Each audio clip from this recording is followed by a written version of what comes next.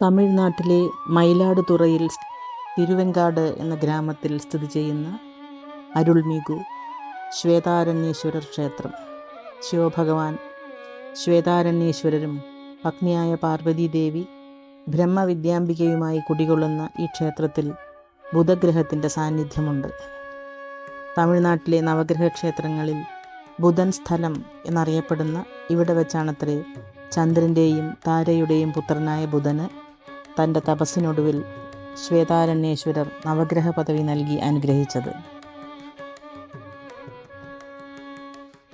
ഐതിഹ്യമനുസരിച്ച് കഠിനതപം ചെയ്ത് ബ്രഹ്മാവിനെ പ്രീതിപ്പെടുത്തി പ്രത്യേക ശക്തികൾ നേടിയെടുത്ത മരുത്വാസുരൻ്റെ ദ്രോഹങ്ങളിൽ നിന്നും തങ്ങളെ രക്ഷിക്കണം എന്ന് മുനിമാർ മഹാദേവനോട് അപേക്ഷിക്കുകയും ഭഗവാൻ ഉഗ്രരൂപത്തിൽ അഘോരമൂർത്തിയായി അവതരിച്ച് യുദ്ധം ചെയ്യുകയും യുദ്ധത്തിനൊടുവിൽ അസുരനെ വധിക്കുകയും ചെയ്തു.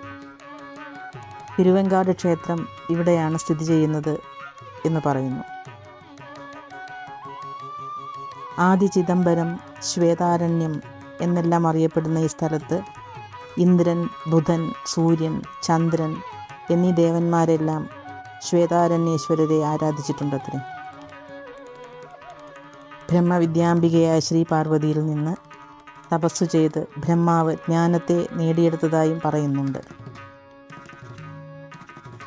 തിരുജ്ഞാന സംബന്ധരെ ഒക്കത്തെടുത്ത് നിൽക്കുന്ന പിള്ളൈ ഇടുക്കിയമ്മൻ എന്ന പാർവതി പ്രതിഷ്ഠയും ഈ ക്ഷേത്രത്തിലുണ്ട്.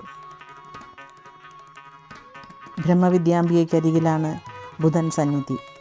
ജ്യോതിഷമനുസരിച്ച് 17 വർഷമാണ് ബുധദശ. വിദ്യ, വിവേകം, ബുദ്ധി ഇവയുടെ കാരകത്വം ബുധനാണ്. 17 ദീപങ്ങൾ, പച്ചവസ്ത്രം, ചെറുപയർ കൊണ്ടുള്ള നിവേദ്യങ്ങൾ ഇവയൊക്കെ സമർപ്പിക്കുന്നത് ദോഷശാന്തിക്കായി നിർദ്ദേശിക്കപ്പെട്ടിരിക്കുന്നു. 63 നായനാർമാരിൽ അപ്പാർ, സമ്പന്തർ, സുന്ദരർ, മാണിക്യവാസകർ തുടങ്ങിയവർ തേവാരം പാടലുകളിൽ ഈ ക്ഷേത്രത്തെ സ്തുതിക്കുന്നുണ്ട്. പണ്ടുകാലത്ത് വെളുത്ത പുഷ്പങ്ങൾ കൊണ്ട് നിറഞ്ഞതായിരുന്നു അത്രേ ഈ സ്ഥലം.